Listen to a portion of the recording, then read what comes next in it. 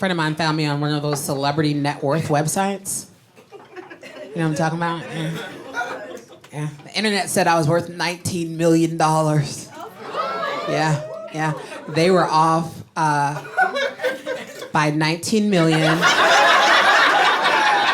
and $43. I'm living that overdraft life, y'all. My mom is always on me. She's like, Erin, you gotta do better. You gotta save more. You need a rainy day fund. I know she's right. But I'll be honest, y'all. The closest thing I have right now to a rainy day fund is 3 dresses that still got the tags on them. That's it. That's what I'm working with. I have an emergency. I take one back, get the cash, hope that covers it. You know? But it's not easy living like that, you know? Sometimes I get invited to an event, and I think about wearing one of my emergency dresses, but I really gotta, I gotta really think, like, do I want to cash in a third of my life savings to go to this party? I can't retire off 2 dresses. Everybody knows you need at least 3 dresses to retire. I went to college, I know that. I don't think you get to retire from comedy, man. I don't think there's retirement from comedy. I just think you have a last show.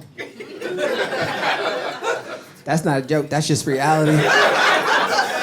No retirement plan here. My dad retired. Like, he retired like the real way. Like, my dad went to college. His first job out of college, he worked there for 31 years, and then he retired. Yeah. That doesn't happen anymore. You know, that's not a thing anymore. And you think about it. I was thinking about it. I was like, the advice our parents gave us, it was good advice when they gave it to us, but the rules do not apply. You know what I mean? When we were younger, or when I was younger, my parents were like, you get a job with some good benefits, you keep it forever. You know? You stay at a job for more than 5 years now, people are like, well, I guess don't nobody else want her. Like, what's she still doing here? What's wrong with her? You know? It's not a thing. Buy a house. It's gonna be your security. It's the best investment. Yo, the American dream was a nightmare for me.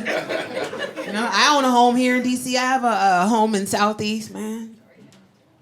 It's worth half of what I paid for it. Man, I'm going through a short sale now, trying to give it back to the bank, man.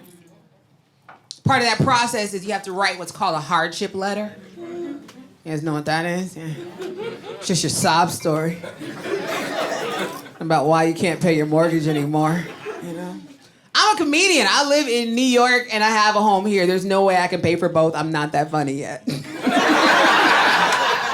I wrote a sob story, I was like, this so good, I could get a blind audition for The Voice. This is sad right here. Yeah, man. I had a squatter in my house for a long time. When you have a rental property, I don't know if any of you guys have had to deal with like tenant issues, man. You have no rights. It's your home, but you have no rights. People don't pay you. You can't just cut off the power or change the locks or nothing. You can't even kick people out when it's cold. She didn't pay me when it was cold. I wanted to move to New York years ago, right? To become rich and famous. I wanted to be a star. You know what I'm saying? I rented out my condo, got a girl who never paid me rent. You know what I'm saying? I'm living with my parents. She's staging her own Occupy movement in my condo. And it's winter. I can't kick her out. You know what I'm saying? I'm in my parents' basement just checking the weather every day in D.C. Like, is it above eviction yet? When is the high gonna be eviction?